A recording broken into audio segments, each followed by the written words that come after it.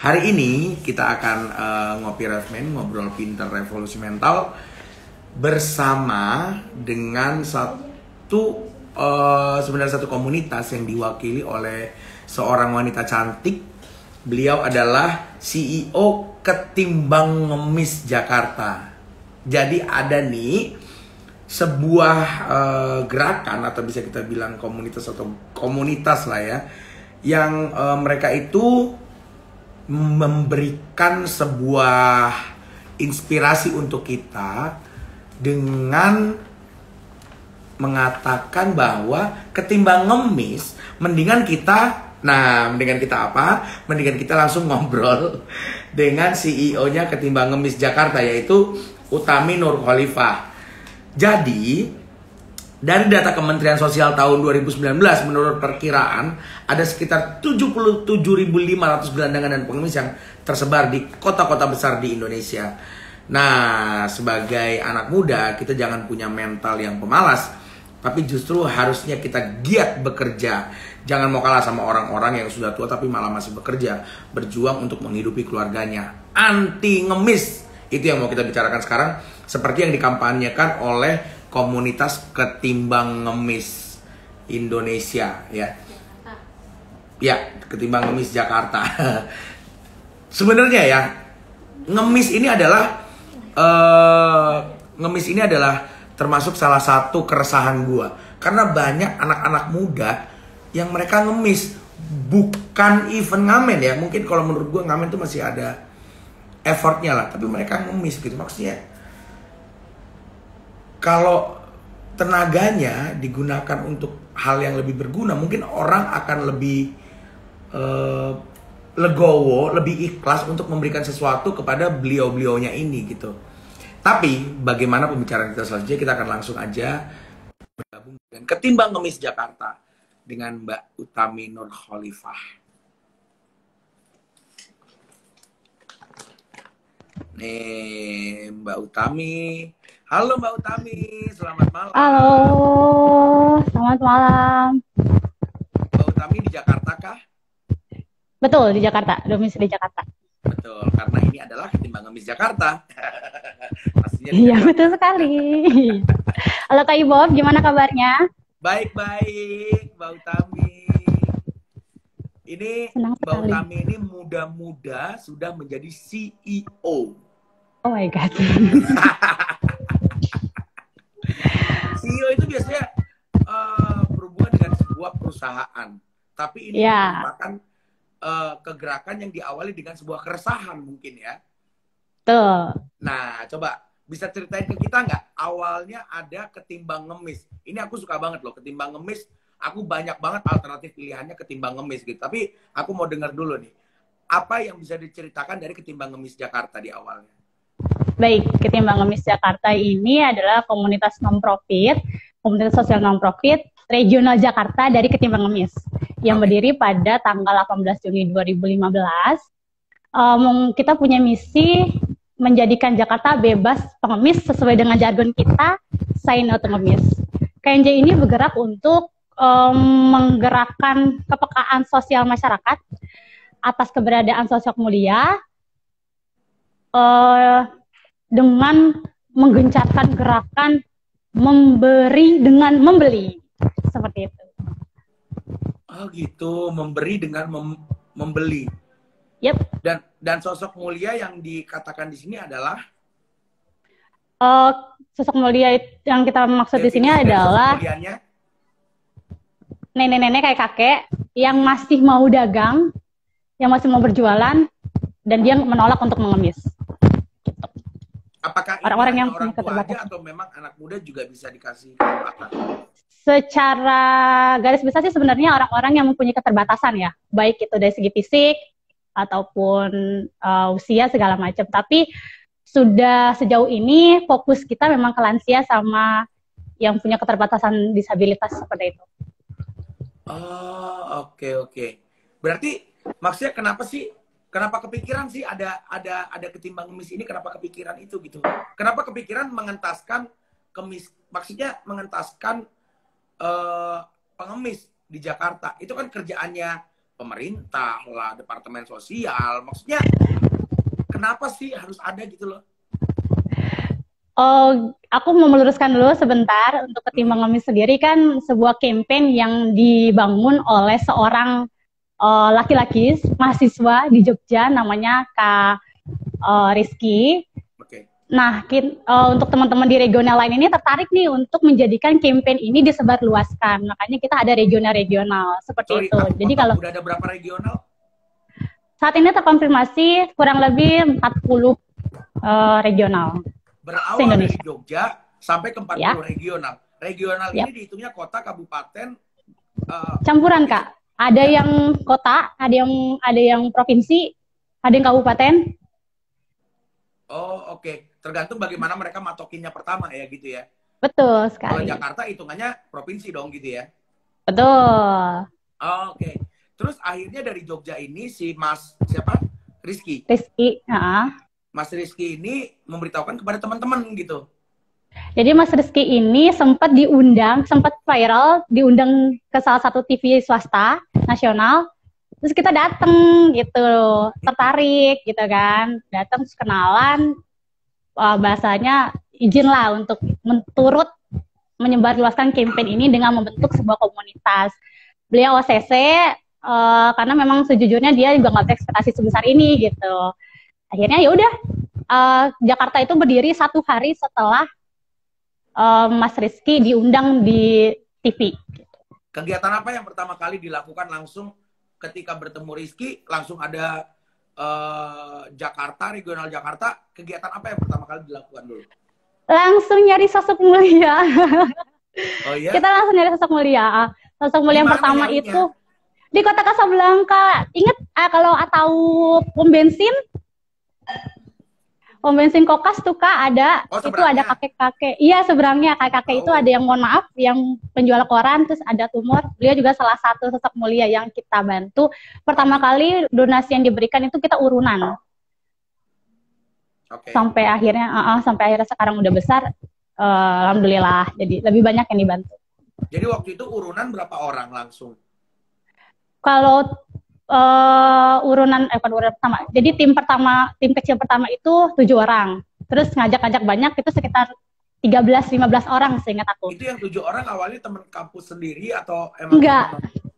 Jadi pas si Mas Rizky ini diundang ke TV di bulan Juni kalau nggak salah tanggal 17 itu. Nah, itu udah ada yang ketemu tuh teman kita satu sama dia izin. Langsung lah dia bikin Instagramnya, pas udah di ACC Mas Rizky, bikin Instagram Ketimbang Ngemis Jakarta. Nah, aku follow sama teman-teman yang lain, nah itulah 7 orang pertama itu. Langsung terus diajak ketemuan. Akhirnya yuk kita mulai jalan, kita mulai langsung aksi dong gitu ya. Betul sekali. Itu ngumpulnya di bulan Ramadan di GBK, panas banget. Kenapa nggak bisa sampai Kokas? Kan kalau GBK kan semuanya kan tahu. Terus minggu depannya itu langsung cari sosok mulia di Kokas. Mungkin teman-teman yang lain dulu ini kali mainnya di Kokas, terus ngeliat gitu. Terus perubahan apa yang langsung terjadi ketika itu dengan sosok mulia si Bapak yang ada di Kokas itu? Alhamdulillah sih secara ekonomi terbantu, meskipun kesannya sangat instan ya Kak, bantuannya saat itu gitu. Tapi kita kan nggak tahu ya dia punya kebutuhan yang mendesak atau segala macam. Nah, itu yang satu. Kedua adalah dia dagangannya jadi selalu habis. Karena diviralin gitu ya? Iya, karena kita kan misinya kan salah satunya membantu memasarkan dagangan para sosok mulia. Dan itu adalah terus-terusan, nggak cuma sekali jadinya gitu ya rezeki. Iya, betul. Kalian lebih mulia daripada Mbak Imbong ya? Mbak Imbong kayaknya belajar dari kita deh.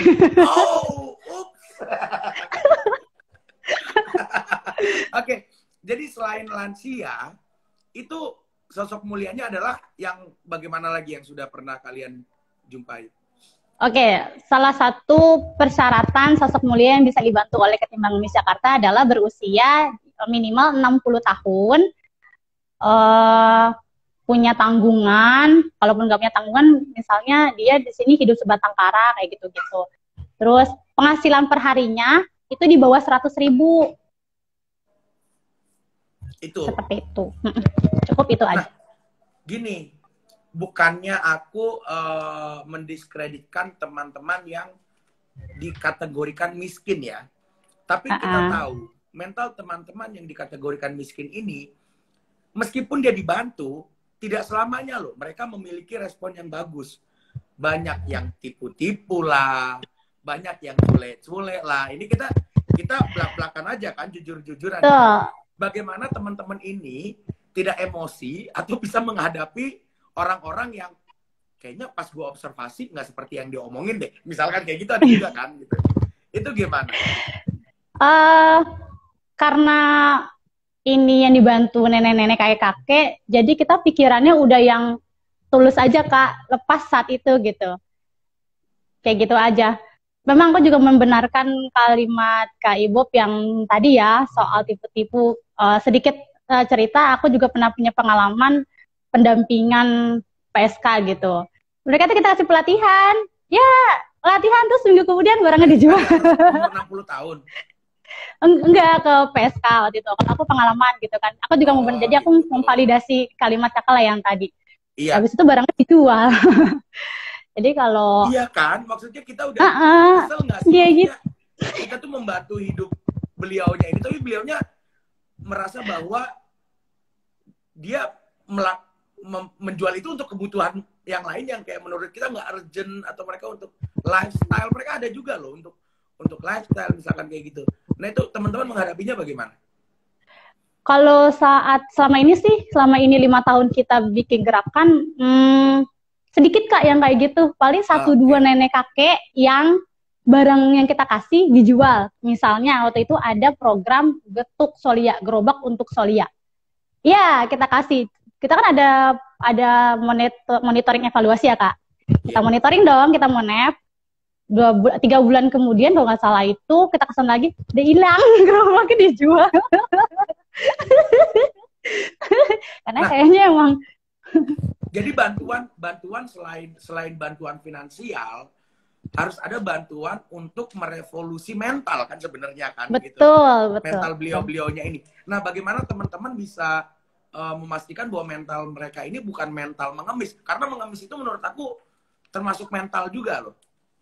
Oke, gini Kak. Jadi sebelum mereka itu menjadi Solia yang kami jadikan penerima donasi, itu ada yang namanya survei dulu. Jadi teman-teman netizen itu kasih informasi ke kita survei apakah benar sesuai dengan cerita dari netizen, kita lihat rumahnya, apa segala macem, dan rata-rata memang Kak, hampir nyaris 98% itu sosok mulainya benar-benar mereka dagang.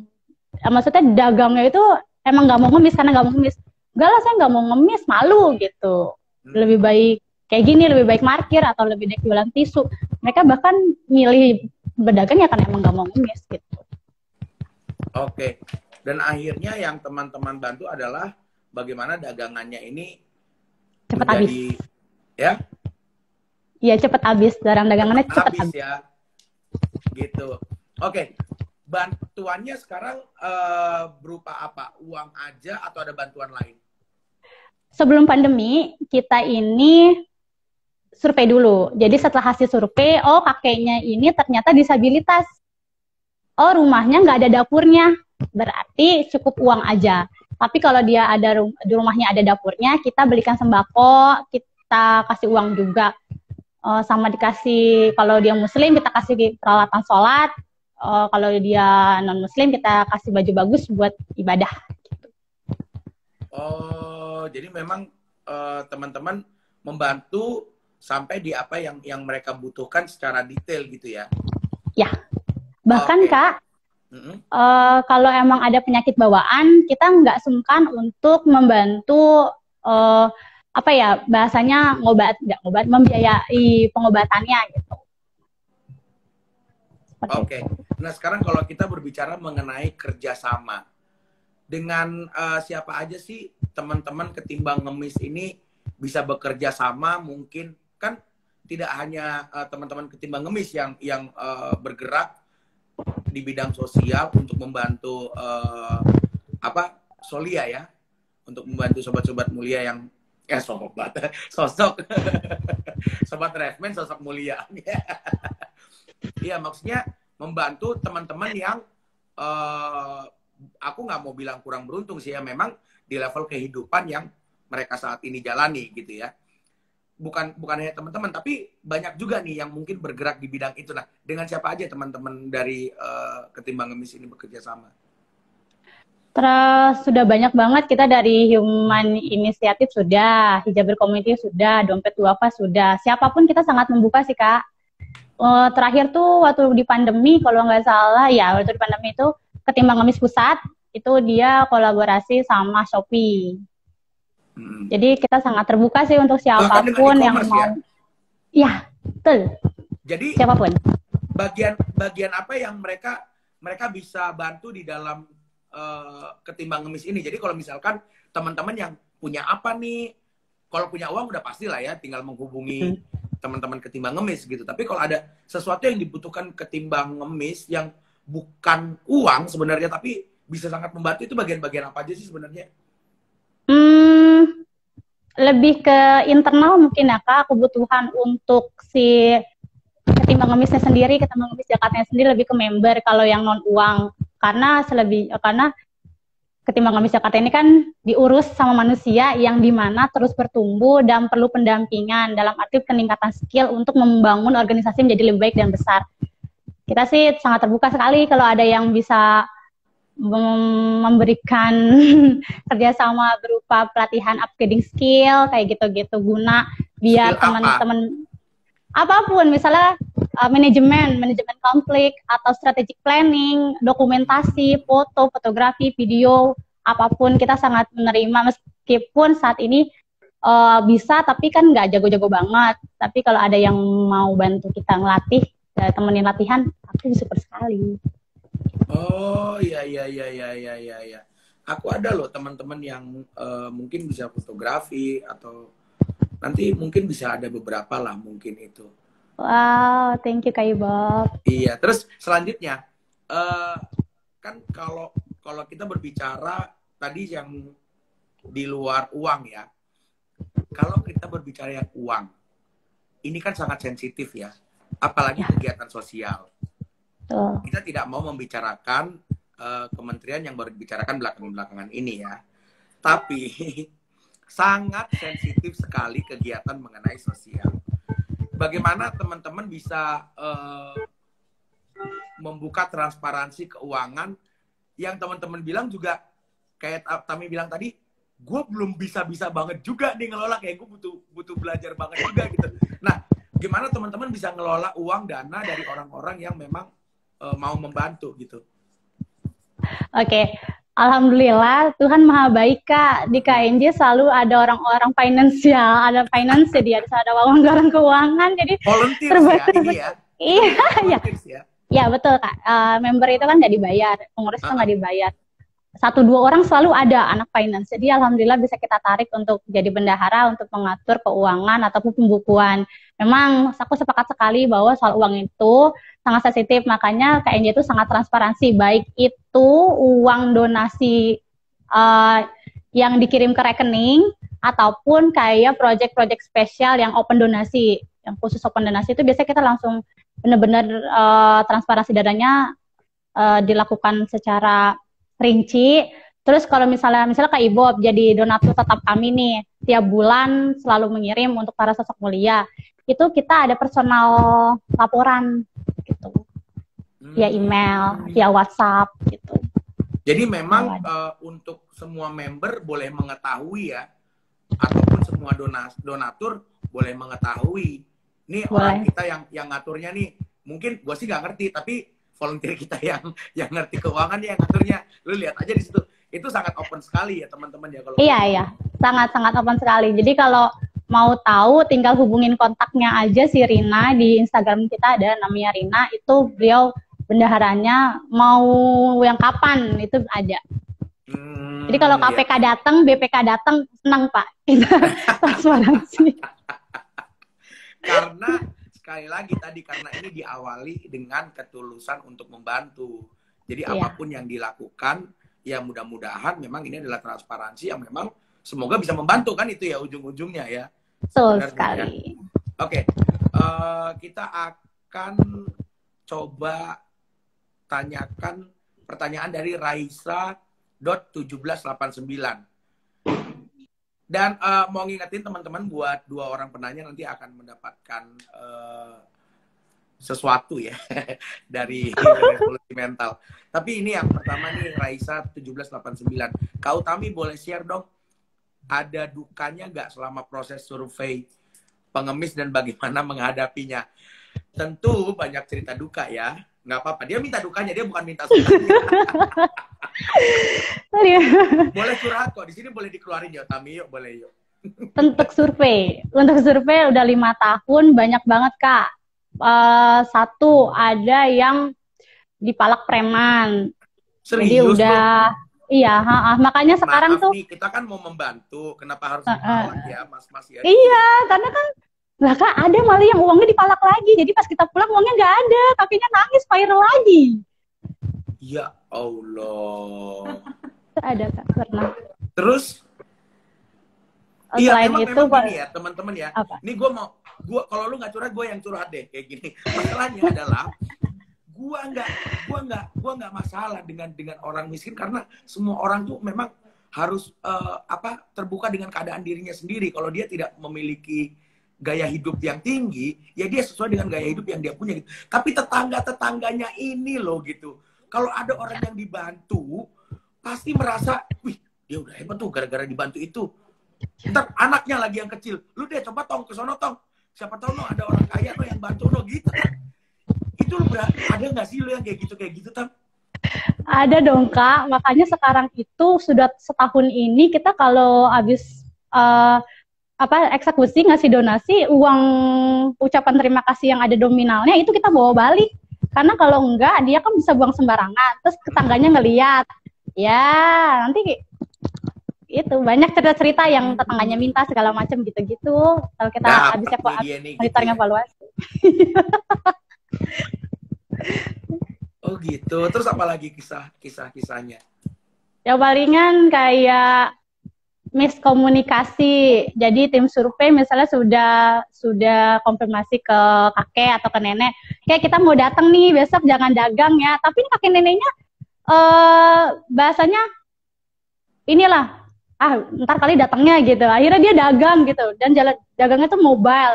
Jadi kita susah nyarinya kan, muter-muter lagi. Ada yang rutenya Gambir Indosat, Gambir Karet, kan lumayan jauh gitu. Iya. Kayak gitu. Thanks itu kayak apa? Terus kayak ya paling sama misalnya ini, kalau susahan survei tuh kalau netizen kasih info yang bias, dalam arti ini kakek ini jualan kerupuk di depan pom bensin Petamburan banyak pom bensin. Iya, maaf, tidak satu dong di situ ya. itu situasi sih lucu-lucu, paling kita jadi lucu-lucu aja lah kalau dibikin sedih. Iya. Ini gue salut banget loh, teman-teman ini sangat punya effort untuk membantu. Maksudnya gue bawa sesuatu loh ini gitu loh. Kenapa gue harus effort ya untuk membantu ya gitu. Teman-teman pernah kepikiran gak sih? Gue pernah sih Kak, gini, gue pernah random nanya ke teman-teman member, ini kan orang, kalau kasarnya orang gila semua ya Kak, nggak dibayar, skill mereka jago-jago, mereka mau ngeluangin waktu, uang, bahkan alat-alat mereka tuh untuk KNJ. Mereka bilang gini, gue nggak banyak harta Kak untuk ngebantu sosok mulia, tapi semoga dengan tenaga gue, pikiran gue, ini jadi amal baik buat gue. Hanya mereka segitunya sih sama KNJ. Makasih member-memberku. I love you. Oh gitu. Terus jadi itu motivasi itu yang membuat teman-teman nggak apa-apa dah, gue bantu dah gitu. Iya. Ada juga yang mereka sampai berterima kasih gitu, sudah dikasih kesempatan untuk ikutan karena jadi momen mereka mengukur rasa syukur ya Kak. Iya, iya, iya, iya. Jangan sama ini ingat orang tua jadi pada tobat kami. Benar. Jadi kita tahu bersyukur dengan apa yang kita punya ya, dengan melihat Ya, beliau-beliaunya ini dalam keadaan gitu ya, gitu ya. ya, betul Kak. Karena memang kisah-kisah kalau dari 5K sudah 500 lebih solia ya Kak yang kita bantu. Itu kisahnya beragam. Ada yang baru ketemu Kak, baru ketemu baru ditanya kakek sudah makan, nangis. Kakek istrinya kemana, nangis. Itu macam-macam. Ada Karena yang dia ditinggal keluarganya mungkin. ya, iya karena suami istrinya sudah meninggal, anak yang meninggalin dia di sini Jakarta sendirian, sakit-sakitan. Terus ketika ada yang aware, ada yang peduli, dia sangat ini banget, kesentuh nangis. Kita sampai bingung nih, orang serestoran ngeliatin kita kakek-kakek nangis. Iya, iya, iya, iya, iya. Gitu. Itu terutama untuk orang-orang yang di Jakarta, Solia yang di Jakarta, pernah ditanya nggak, kenapa mereka harus ada di Jakarta, kenapa nggak di daerah mereka aja gitu? Karena rata-rata Kebetulan, menurut aku banyak dari luar daerah kan. ya betul. Dan ternyata mereka tuh udah lama Kak di sini. Meskipun bukan KTP DKI, mereka udah dari tahun, ada yang dari tahun 80, ada yang udah tahu dari tahun 75, Itu ada ngemis yang terus dari dari tahun gitu. enggak lah Kak, mereka tuh dasarnya kerja. Jadi sosok mulia yang kita bantu KNJ tuh nggak ada yang pernah ngemis. Semuanya tuh kalau nggak dari buruh pabrik langsung kerja, langsung dagang, langsung dagang, langsung dagang. Nggak ada yang ngemis, jadi nggak ada track record ngemis mereka tuh. Oh gitu, ya ya. Jadi memang teman sosok mulia yang sudah berdagang, yang memang dibantu ya gitu ya. Oh, jadi nggak ada Oh, track record ngemis. berarti kita tidak merubah orang-orang yang mengemis menjadi berdagang gitu ya. Enggak, itu perlu effort yang lebih Kak. Karena tadi benar kata Kak Ibu, mental. Kalau udah bicara mental, susah.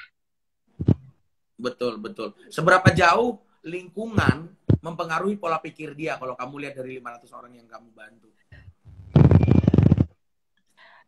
Karena nih lansia Kak, tipikalnya sudah sangat cuek. Mereka udah nggak peduli sama lingkungan mereka, dalam arti ya kalau lo mau baik sama gue, syukur alhamdulillah, kalau enggak ya udah. Rata-rata sih gitu. Udah kayak udah jadi individu, ya udah yang ya udahlah emang hidup gue kayak gini, nggak perlu ngarepin orang lain gitu. Dan alhamdulillahnya juga 500 solia itu nggak pernah ada yang di lingkungan ngemis. Pasti mereka tuh kalau nggak di pasar kan dagang ya Kak, mereka tinggal di pasar atau di kontrakan yang semuanya tuh isinya pedagang juga. Jadi secara lingkungan mereka sudah sudah terbangun mental dagang usaha. Iya, iya, iya, mental-mental untuk berusaha gitu ya. Kalau kita berbicara volunteernya, kalau misalkan ada sobat Refman yang mau untuk join jadi volunteers, itu hubunginya kemana? Bisa hubungin PR. Kita ini Kak suka buka open volunteer. Kalau volunteer itu bisa per 4 bulan sekali atau 3 bulan sesuai kebutuhan aja sih. Makanya follow aja ke Mbak Ngemis Jakarta. Terus nanti Di situ ada akan tahu iklannya nanti deh. ya, gitu ya. Ya, betul. Oke, selanjutnya, ketika pandemik ini, ketika tidak bisa kemana-mana, bagaimana waktu awal-awal, bagaimana teman-teman bisa menyesuaikan kegiatan yang harus datang dong, harus survei dong, gitu. Nah, gimana teman-teman menyesuaikan dengan yang harus di rumah? Oh, karena biasanya kita pakai sosok mulia yang di pinggir jalan satu survei, saat pandemi pertama kali itu kita menggunakan sosok mulia yang ada di lingkungan rumah member Kak. Jadi kita mengutamakan orang-orang terdekat dari setiap member dulu. Misalnya Kak Ibu, ternyata di belakang rumahnya ada tukang cuci tua gitu. Kayak gitu, itu dulu kita bantu. Terus kita juga ngebantu pekerja sektor informal lainnya kayak Gojek, tukang sapu, gitu-gitu. Kita jadi fokus utama. Saat sudah berlangsung agak settle, dalam arti sudah terbiasa kali ya dengan pandemi, mereka sudah tahu polanya, kita baru fokus lagi ke sosok mulia. Itu ya sama Kak, surveinya nggak jauh beda, cuma pakai protokol kesehatan aja, pakai face shield, terus jaga jarak. Kita sebenarnya worry sih pandemi kayak gini, karena kan mereka lansia ya Kak, dari segi kesehatan ataupun imunitas juga kurang. Kita takutnya jadi carrier sebenarnya, makanya benar-benar ya udah jaga jarak banget. Kalau dulu yang tadinya mungkin sama nenek bisa peluk-pelukan, sama ini enggak gitu, sama ya pandemi sekarang ini enggak. Tapi tetap ke titik pertemuan, tapi tetap menjaga protokol kesehatan gitu ya. Iya, kita sempat 2 bulan nggak eksekusi karena mengikuti anjuran pemerintah untuk PSBB. Jadi ya udah kita libur dulu 2 bulan. Bulan selanjutnya kita langsung cus lagi, eksekusi lagi. Tapi polanya udah beda ya Kak, yang tadinya kita ngumpul, teman-teman ngumpul, terus berangkat, ngumpul lagi untuk evaluasi, tapi ini enggak, kita ngumpul doang, ngambil donasinya, berangkat, langsung pulang, nanti kita evaluasinya online, kayak gitu. Kalau untuk Tami sendiri ini main job atau Tami punya kerjaan utama? Kami saat ini lagi di Kementerian Ketenagakerjaan Kak, jadi emang udah punya pekerjaan. Gitu. Dan rata-rata teman-teman di sini tidak ada yang menjadikan ini main job. Ini memang komunitas yang bergerak dan memakan waktu dan memakan emosi dan pemikiran sebenarnya ya. Betul Kakak, kalau aku boleh izin, ini ada core aku yang luar biasa yang setiap hari itu selalu lembur. Ada Jen, itu core dokumentasi. Bisa dipikir-pikir dia tuh padat banget jadwalnya, tapi ini buat KNJ gila-gilaan. Teman-teman yang lain juga PR, Citra, segala macam luar biasa. Teman-teman tuh, saya udah nggak ngerti lagi. Mereka luar biasa semua. Iya, luar biasa. Aku salut juga loh sama teman-teman yang di Jakarta loh. Dan semua daerah loh. Iya, semua daerah juga luar biasa effort. Oke, ini ada pertanyaan dari Dodi Alfat 84. Kak, apakah kegiatan ini kedepannya akan ada kerjasama dengan pemerintah? Emang belum ada kerjasama sama pemerintah? So far belum Kak. Sampai hari ini belum. Kemarin sih waktu aku isi web departemen sosialnya ya. Aku sih lebih ke ini Kak. Kayaknya belum sempat audiensi karena pandemi. Satu, kedua adalah kita mau nyiapin legalitas komunitas dulu sih, karena karena kayaknya mereka tuh maunya komunitas yang sudah ada legal hukumnya, sedangkan KNJ kan belum punya legal hukum.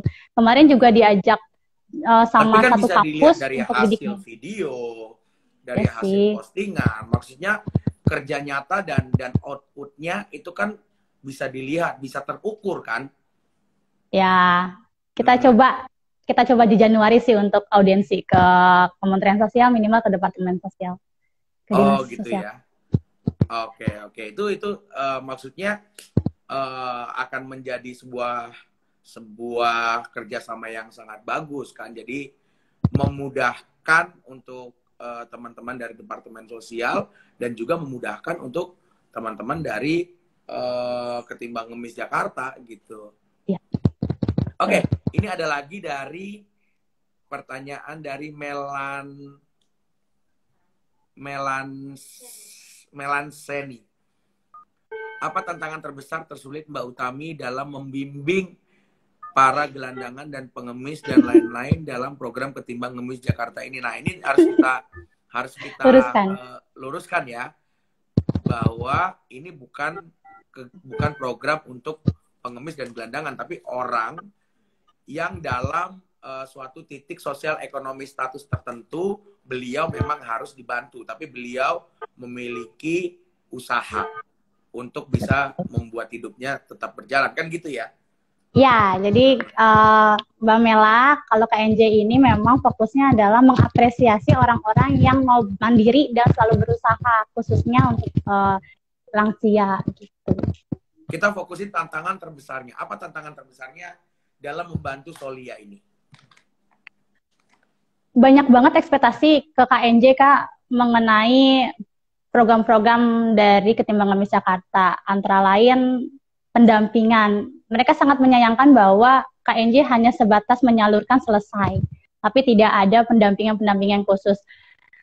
Mungkin tantangannya itu sih, tantangannya kayaknya nggak mungkin juga selamanya akan selesai ngasih sudah pulang gitu. Kita juga mau ada terus jangka panjang, tapi bingung, makanya mungkin ada yang mau ngajarin kita gitu.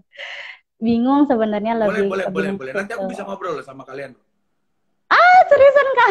Iya, karena gini, teman-teman ini kan, teman-teman Solia ini, beliaunya ini kan bisnis kan dihilir kan.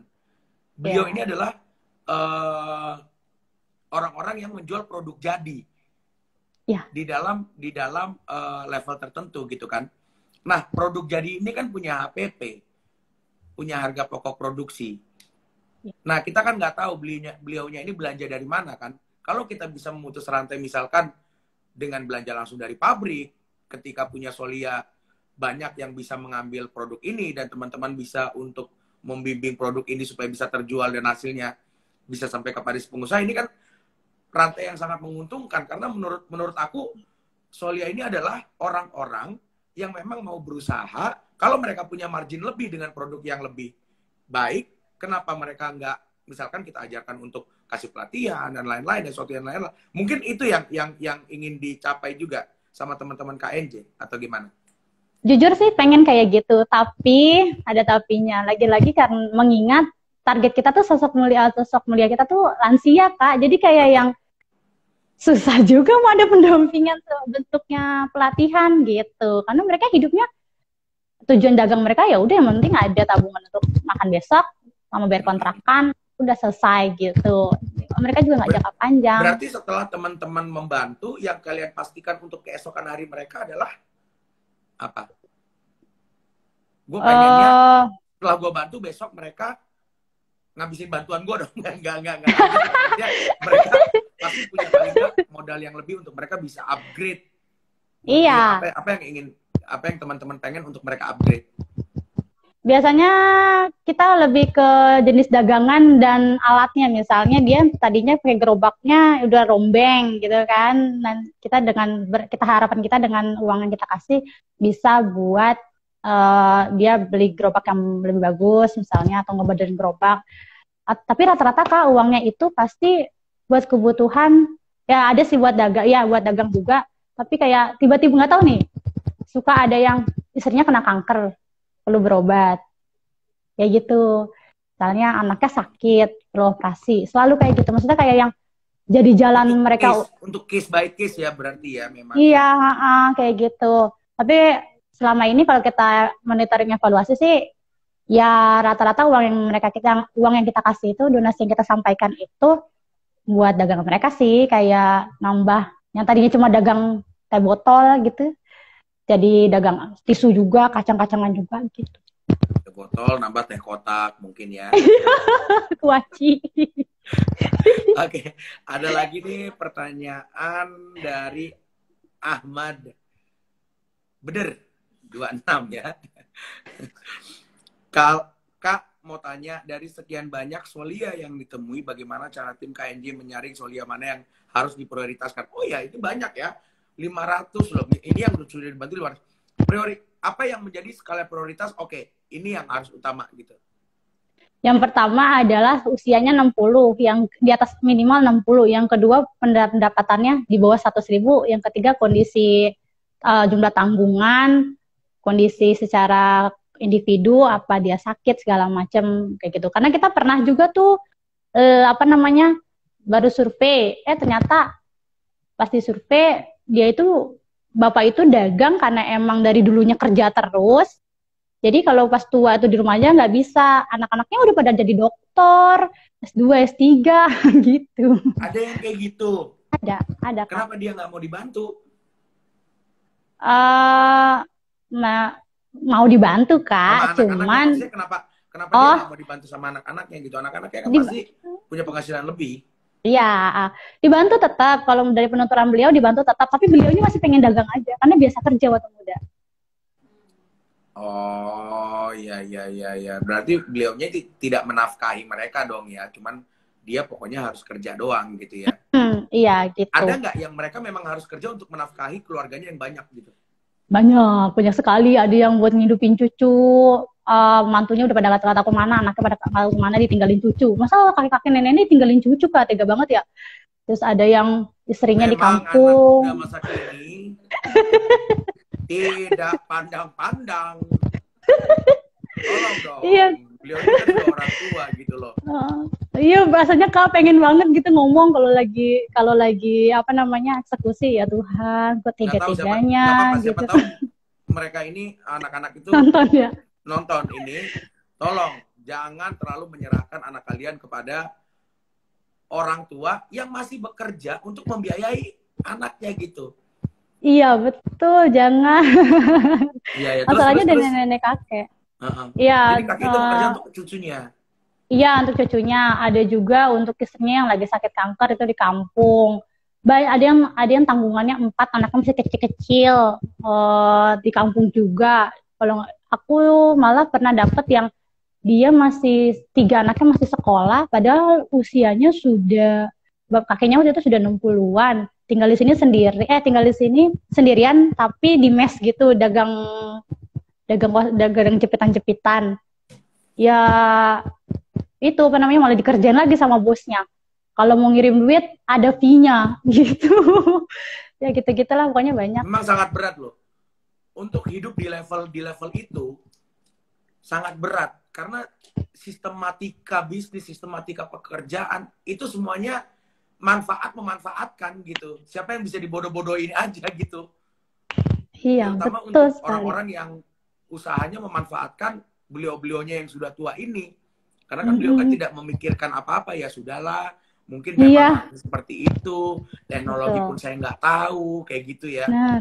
Iya, Jadi paling benar-benar. nggak dengan si bos ngasih kayak gini, ya memang harus bayar kali ya gitu. Jadi mereka tuh udah banyak yang pasrah-pasrah kayak gitu ya. Nemuin yang kayak gitu nggak, Tami? Iya, itu tadi salah satunya. Kok mau aja, Pak?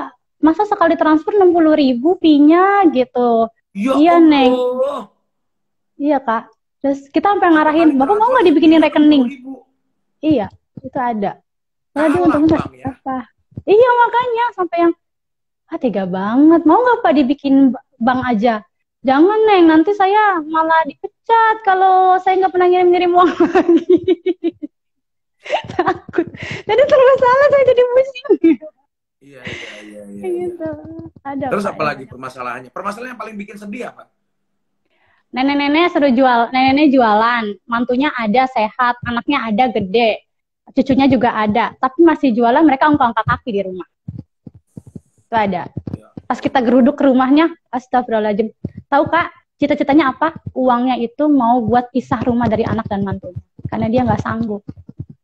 Saya Jadi batin apa saya, yang kita udah dilakukan anak dan mantu itu di rumah? cuma ongkang kaki, neneknya yang jualan, bikin lontong, bikin lepet gitu-gitu. Terus maksudnya mereka tuh minta duit sama si nenek itu gitu. Iya, hidupnya makan segala macam tuh. Pernah kayak ada yang kayak gitu. Bahkan dia sampai khawatir, nggak usah nih, nggak usah misa karena udah tua ya. Khawatirnya nggak ada umur kan kita takutnya nggak ketahuan. Hmm. Nanti sendirian gitu. Tapi Saya dia akan ada lebih yang cepat mati bersama-sama dengan mereka kalau begitu. Si neneknya. iya kayaknya saya udah nggak kuat, Neng. Aduh, udah drama banget dari situ. Pas ngelihat ya Tuhan, ada yang kayak gini ya Terus gitu. kami berusaha ngobrol sama si oknum anak dan menantunya itu enggak? Enggak Kak, karena Sambil mukanya Tami diblur gitu. enggak, Tami pribadi sendiri dan teman-teman yang lain nggak mau sampai sejauh itu karena itu udah ranah personal. Takutnya nanti panjang kisahnya, jadi nggak bisa bantu Iya, neneknya aja. iya, iya, iya. Karena banyak faktor-faktor eksternal yang sebenarnya membuat mereka ini jadi beban gitu ya. Ya, seperti Kisah itu. apa lagi yang kami pernah temuin? Apa ya? Hmm, tuh banyak Yang banget. bikin miris juga gitu. Kayak, oh iya, pedagang, oh yang itu sih, yang Tami miris tuh, yang kayak kakek yang tadi Tami ceritain, yang belum belum apa dia udah nangis, hanya nangis kayak secara psikologis sedih banget. Ternyata pas diusut sambil isek-isek nangis dia cerita, istri saya sudah meninggal, saya di sini tinggal sendirian, saya kangen istri saya kangen anak saya jadi TKI di Arab nggak pulang-pulang, gitu. Saya cuma pengen pulang Oh. ketemu anak saya. Akhirnya 2 bulan yang lalu kakeknya meninggal. Belum ketemu anak saya. Innalillahi wa inna ilaihi raji'un. Ya, beliaunya semoga pergi dalam keadaan yang damai ya. Iya, amin. Amin. Tapi teman-teman melayat beliaunya kalau begitu.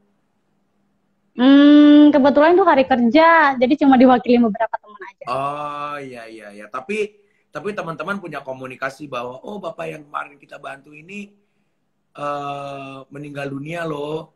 Iya, Atau itu di teman-teman kayaknya kalau aku jadi teman-teman sih punya sebuah kelegaan sendiri bahwa aku pernah membantu. Kayak gitu ada perasaan kayak gitu nggak sih? ya, iya, alhamdulillah sempat membantu, semoga jadi amal jariah. Kakeknya juga banyak membantu juga bisa bertahan hidup gitu sih. Iya, iya, iya. Amin, amin. Oke, ada lagi nih dari oke, ini banyak yang emosi-emosi juga. Maaf ya jadi kayak ini. Mbaknya yang cerita, saya yang kesel ngedengarnya. Maaf, saya juga kesel mendengarnya. Siapa lagi ya? Ada pertanyaan bagaimana cara kau... Ini tulus nih. Apakah Anda setulus nama Anda?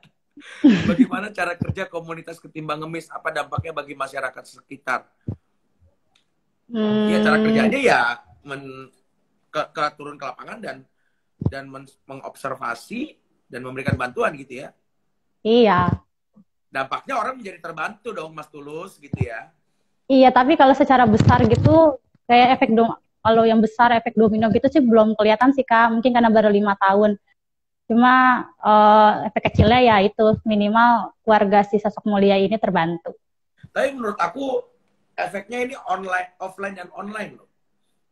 Gimana tuh maksudnya? Karena teman-teman kan memviralkan juga kan gitu loh. Maksudnya ini apa yang teman-teman bagikan itu kan juga bisa menginspirasi. Kita nggak tahu siapa yang akhirnya melihat postingan tersebut, yang akhirnya bisa terinspirasi untuk bisa bekerja lebih giat karena bapak-bapak tua atau ibu-ibu tua ini pun masih bekerja sesuai dengan postingan teman-teman. Nah itu kan kita juga nggak tahu. Jadi ya kalau kita berbicara dampak mungkin ya bisa berbicara online dan offline ya.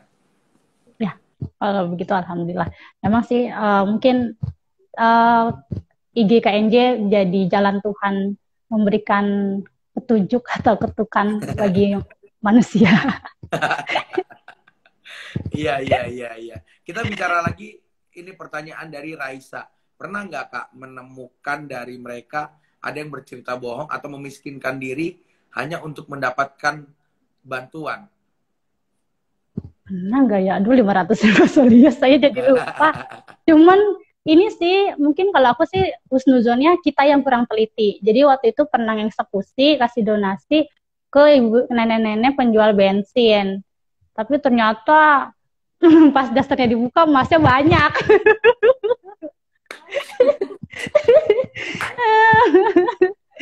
Saya Tapi dia kaget terima jadi aja kayak bantuannya. dipotong. Iya dia tetap diterima. Ya, kita udah nahu itu ke situ kan, ya udahlah mungkin ini kita yang kurang jeli. Tapi dia cerita maksudnya itu kan dapat informasi dari netizen kan ngirim narasi tuh. Nah itu dia sedih banget gitu. Pas kita samperin awalnya oh iya nih kebantu. Pas yang kedua ternyata giginya emas terus sama emasnya banyak banget. Udahlah. Iya, iya. Mungkin dia temennya rapper-rapper dari Amerika emang ya. Itu nenek-nenek jangan dijulitin. Oh iya benar. Oke, dari Dani 07. Efeknya teman-teman KNJ selalu didoakan oleh orang-orang yang sudah sangat terbantu. Oh, ini ada sebuah pernyataan Dani. Anda tidak bertanya dong. Saya pikir Anda bertanya. Oke. Selanjutnya kita lihat lagi siapa lagi yang bertanya. Tuh ada tuh Kak. Ada lagi nggak? Mana? Kalau dari Raisa udah ya? Ini Raisa nih kakak bagaimana? Nara Rifki. Oh, Nara Rifki. Ada nggak kasus yang mana KNJ ngebantu Solia untuk balik ke kampung halamannya? Bukan asli Jakarta. Ada dong. Ada nggak? Ada dong, ada. Pernah. Jadi ceritanya gimana, Mbak? Saya sebenarnya pengen balik gitu. Kalau dianterin sih, dianterin nggak sih? Pernah waktu itu pernah dianterin daerah Jawa Barat. Aku lupa di mana itu yang nganterin teman-teman dari ITD. Dia pengen pulang kampung, tapi sakit, kondisinya sakit, jadi kita antar pulang kampung deh waktu itu. Sebenarnya ada program untuk mudik Solia, tapi karena pandemi kan nggak bisa. Tahun ini nih harusnya jalan mudik Solia, kita biayain mereka. Jadi mudik Solia ini berapa banyak, atau satu tim atau satu rombongan atau gimana?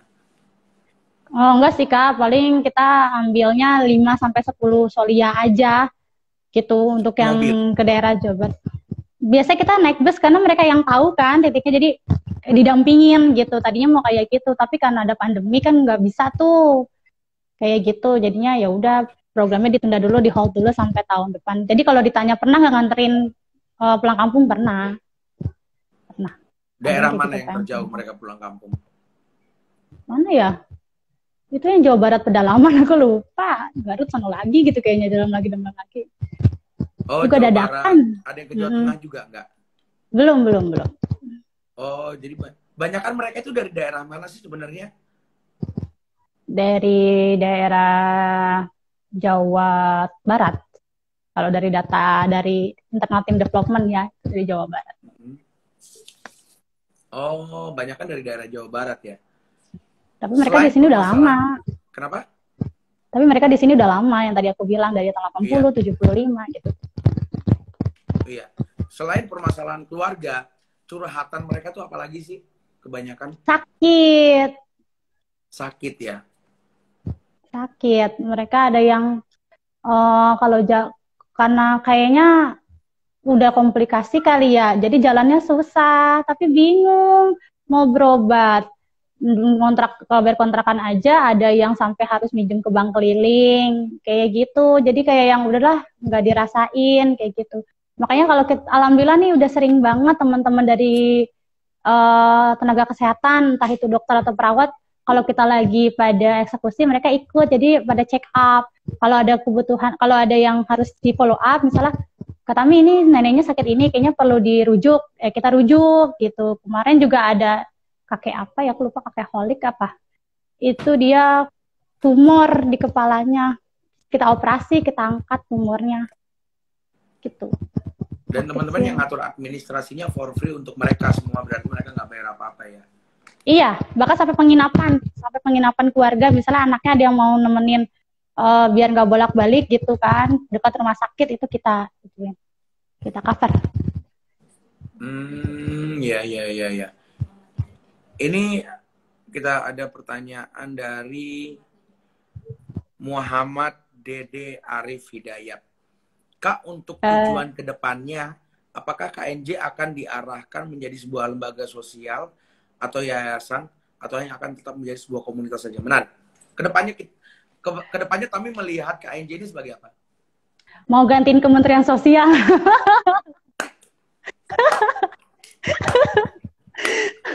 Maaf, tadi Tami udah bilang untuk gua nggak boleh julid ya. Gua akan sampai. Kedepannya tetap jadi komunitas yang legal hukum. Udah itu aja, kita punya dasar hukum. Jadi kalau misalnya ada pemerintah mau kerjasama, kita udah badan hukum. Tapi nggak dijadiin yayasan. Karena kita nggak mau ada yayasan. Mungkin? Kayaknya belum ke arah sana, Kak. Baru sekedar komunitas, karena secara SDM juga teman-teman masih nyaman di sini. Dan karena ini bukan pekerjaan utama mereka, jadi ya aku nggak bisa maksain, dalam arti aku nggak bisa gaji mereka, nggak bisa ngebulin dapur mereka. Jadi mereka mau bertahan sampai saat ini juga aku bersyukur banget. Gitu. Oh, oke. Apa yang paling menyentuh dari teman-teman volunteer sendiri menurut Tami?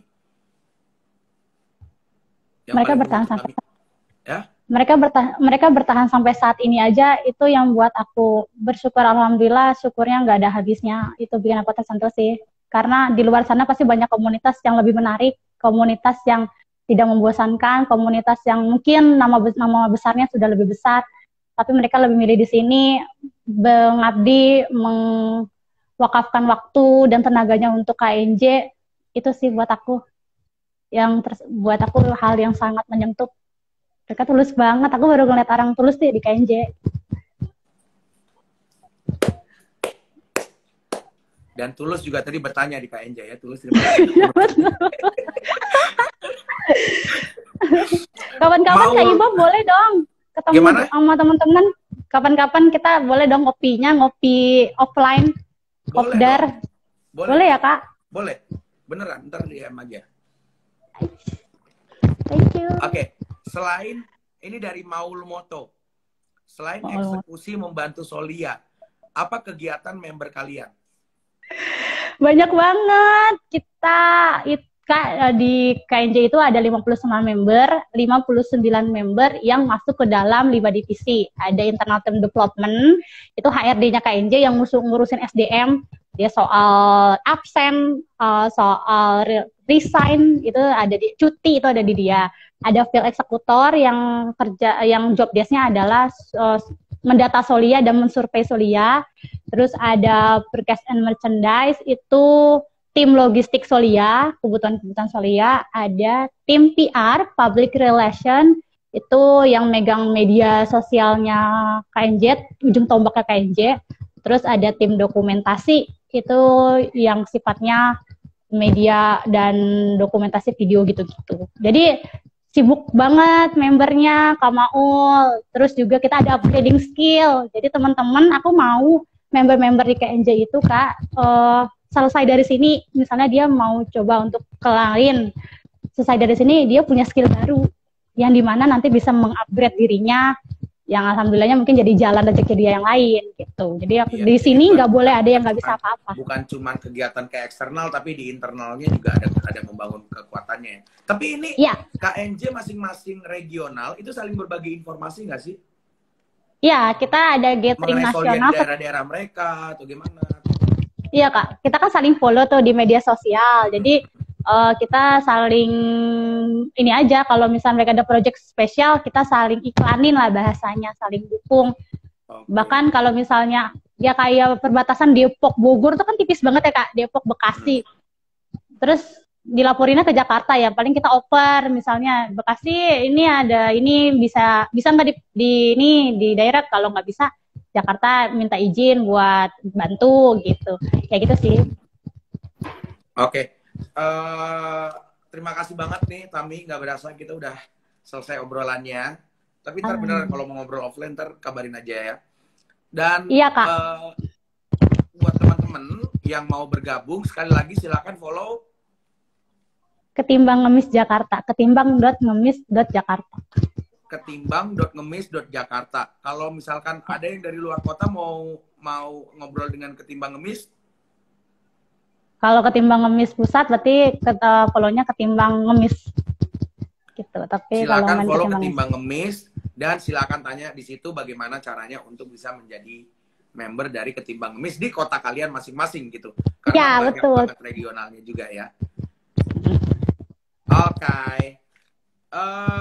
Kesimpulannya adalah ternyata anak muda bisa ambil peran dibanding cuma kritik atau justru jadi pemalas kayak anaknya si nenek tadi ya.